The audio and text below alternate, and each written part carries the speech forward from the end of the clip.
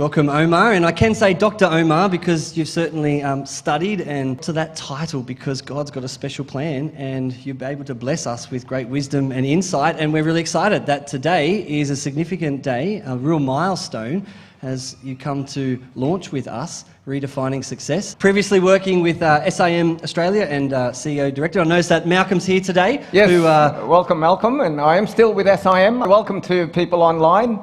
There are people joining us from the US. Some people will be joining us watching the replay in Kenya, India and Indonesia. Show us the book. Come on, lift it up.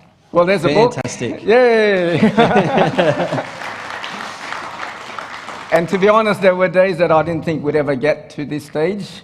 I've never self-published a book before, and just all these things that I didn't know, what I didn't know, you know. And so, to be honest, even 5 weeks ago, people say, don't show the backstage, you know, the mess. But I want to be transparent, because I want to inspire and encourage you, whatever dreams God's given you. It'll be messy, I'll guarantee you that. But take one step at a time, climb the mountain. Why don't you tell us, how did the book come to be? A lot of it was through my own personal struggles. I was brought up in a fairly typical Chinese family who are ambitious, success-driven.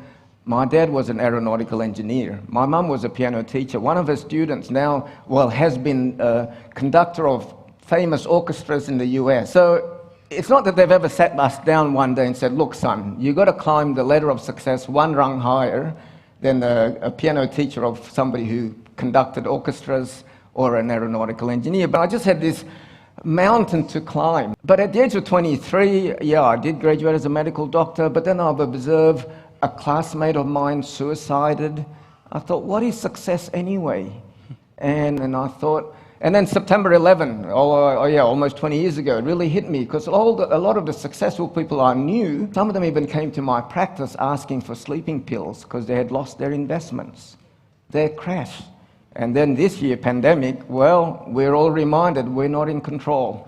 So that's partly how the book came to be. It became a sermon series, Bible studies, and with the help of a lot of people into this book. Can you describe a little bit more about the journey that you've gone on to write this? Because this is a revised edition of your book that you previously wrote. The first one I wrote in 2001 for Nairobi Chapel. It was to be a fundraising idea. I thought I needed to raise some money. Our church was growing rapidly. We needed to buy land.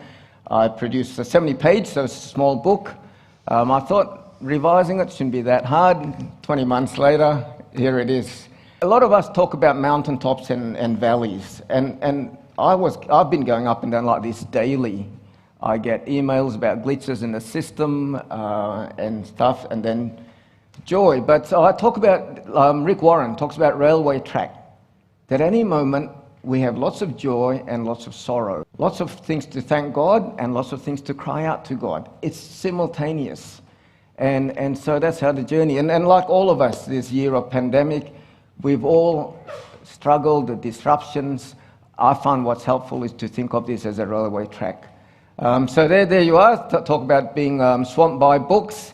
I don't know how many drafts. Officially, I'm up to my 5th draft, but I think some chapters are about 10 or 12 drafts. I get feedback from my test readers, and sometimes they're saying one thing, another test reader says the opposite. I think, I'm going like this, what do I do?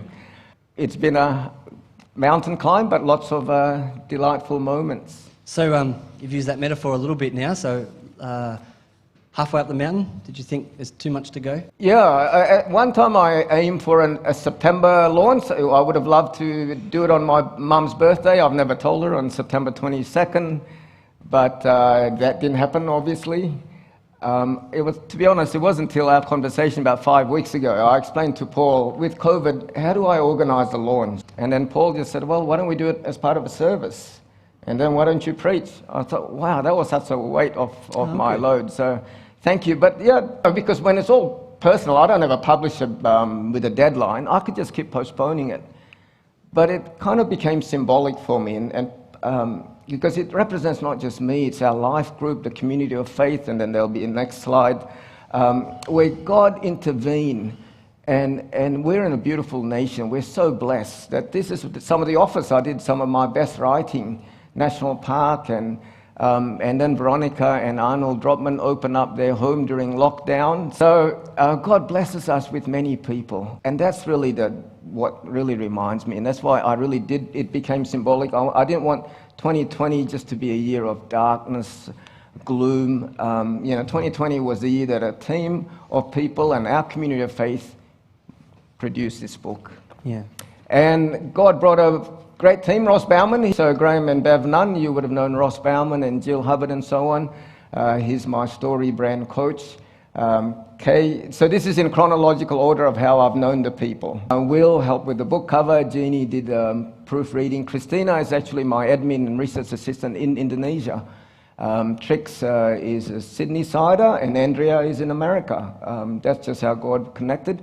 And the interior book designer is in Serbia. When you have people in 4 continents, the book was worked on possibly some days 24 hours a day. So that's how some of the miracles God did.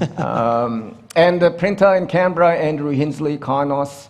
The books were delivered on Thursday, 1 working day ahead of schedule, How good is that? Very, very good. And so obviously you've been richly encouraged across the journey, especially halfway up that mountain, to not give up. Yeah. Maybe, why did you choose then to self-publish?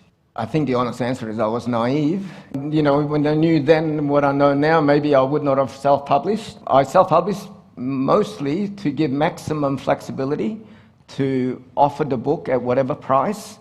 So my dream by next year, the book could be sold in some countries where the economy is struggling at 1/3 of the price of what we would pay in the West. I love to give lots and lots of books free to Bible schools in Africa, Asia, South America, and then to partner with mission churches that 50% of what they sell could go towards their project. So to have all that flexibility, but then I need lots of help. I need people to get the word out. I don't have a huge marketing budget, so I need that. So the guy who helped me with the website, Nate Armsbury, he's in Newcastle. So God just keeps raising people to help for such a time as this. So that means that we can buy a copy today? Yes. And there are huge discounts today, and 50% of what we sell today will go to William, the evangelist in Malawi. And then there are offers on the website, redefiningsuccess.com.au. Fantastic.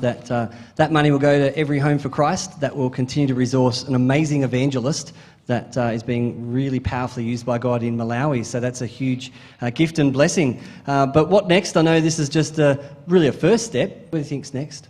Yeah, well, what next? Though I would love to co-write. I think the journey, I am a strong introvert, so I love the solitude of writing, but the wordsmithing and so on, it's not my strength, so I really needed help from assistant writers and editor. Obviously, what's next would be the marketing. So now that I have the product, please tell me all your great marketing strategy, and I would really love your help. So January, February, connecting with people. Hey, some famous people out there in the US or whoever might get me on their podcast, or I'm just relying on God for His divine connection. He's done it so far, so I'll keep relying on Him.